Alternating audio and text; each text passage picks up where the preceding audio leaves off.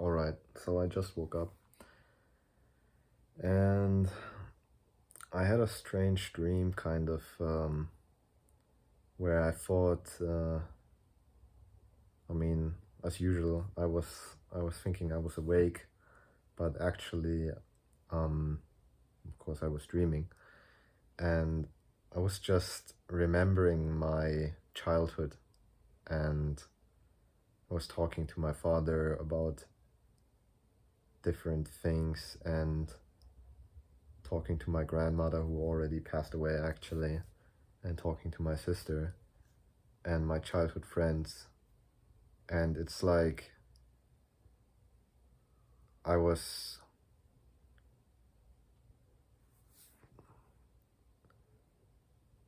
it's like I was looking back at memories of my childhood and re-experiencing them, but those weren't actually memories of my childhood, I think. So actuality, I think they actually never happened. And now I woke up and I look around my room, and it just I actually planned to make this video because yesterday, and it's not like I only started yesterday to think this. I've been thinking this for a long time. Reality is just so strange, you know. There's really nothing that can explain it. Yesterday I watched a video of a woman called Dolores Cannon, and she was a hypnotherapist and an author, and apparently she hypnotized a lot of people into a very deep state that the usual hypnotherapists wouldn't hypnotize you to. And in this state, she said that people would experience death. And the funny thing is that independently of each other, she said, each one of these people explained the same circumstances. They would be like remembering where they came from, which, if you're interested in all that, I will put a link to the video I watched below. It's like 1 hour long, but I just feel blessed that there's a video of Dolores Cannon, because I feared that she was alive before a time where you could capture video of this, but luckily she was alive and well at a time where we already had all the means to make YouTube videos and everything. So you can watch a lot of her speeches. And it's very interesting because she tells stories of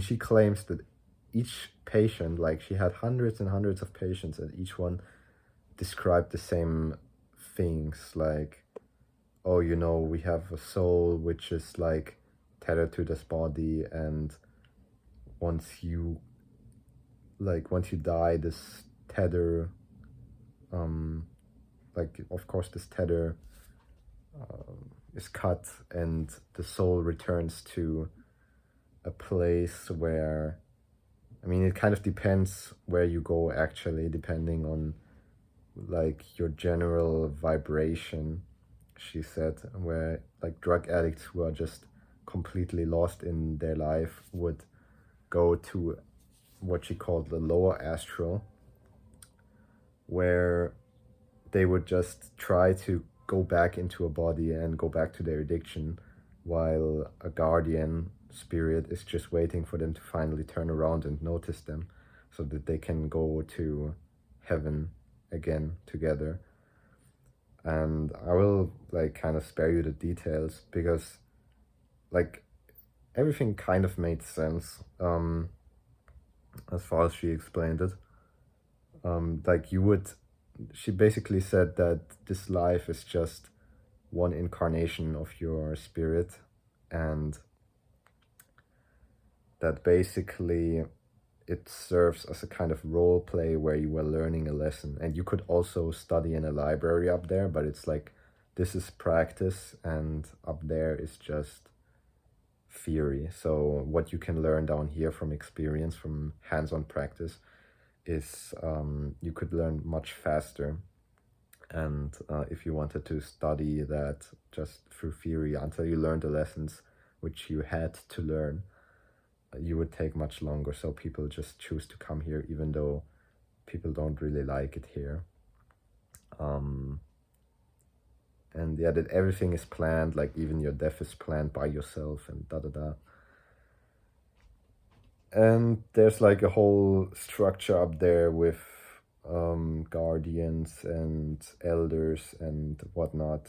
But for me, the whole thing, like, okay, I was like, it's a 1 hour video, and I was watching like the first half hour before I started asking, okay, well, this makes sense, right? But it still begs all the same questions, because if that is so, then who created that place? And you know, it's all the same question. It is funny to me, because no matter which religion, apparently, or no matter what you believe, it all begs the same questions, you know. Let's assume for a second that, okay, the truth is there's a God, you know, Christian God, whatever, and yeah, you're a soul and you came here as one of his children, as the image of God, and then this is like a test or whatever. Well, then the question remains, who made God, and why do we exist as souls? Who brought us into existence as souls, you know?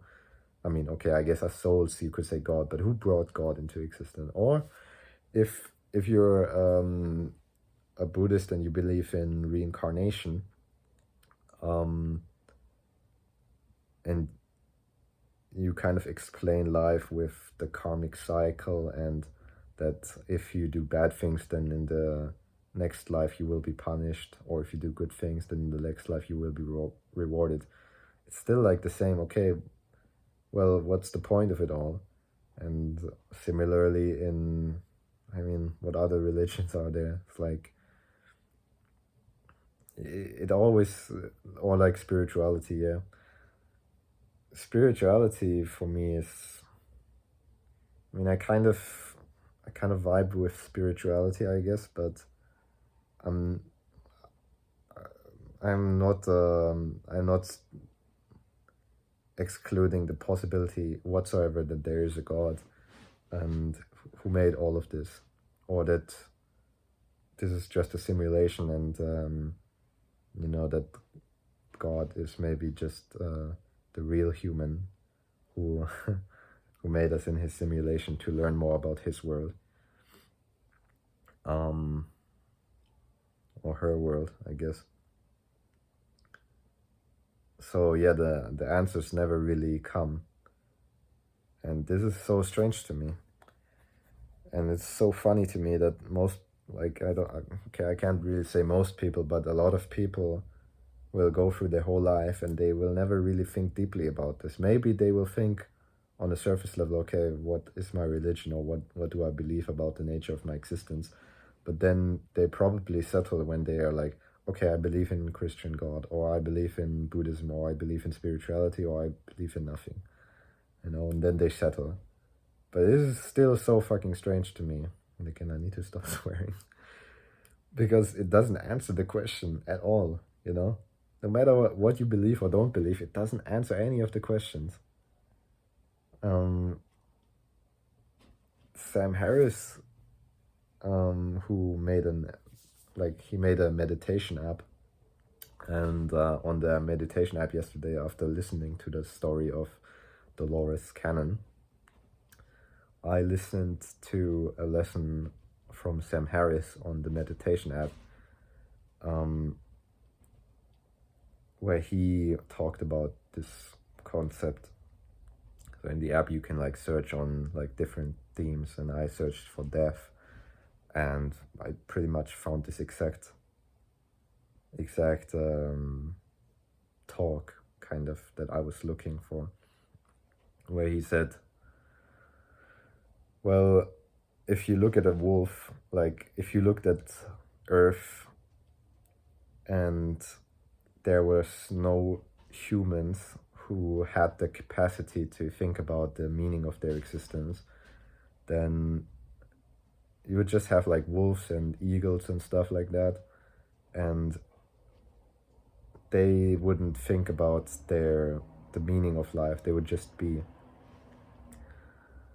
and it wouldn't subtract from the beauty of the wolf. And I mean, it's just funny, you see where this is going. He said like, your thoughts are kind of like the wolf, like they just appear like everything else in this universe, and it doesn't have to have any meaning, not even the thought of contemplating existence or the nature of existence. And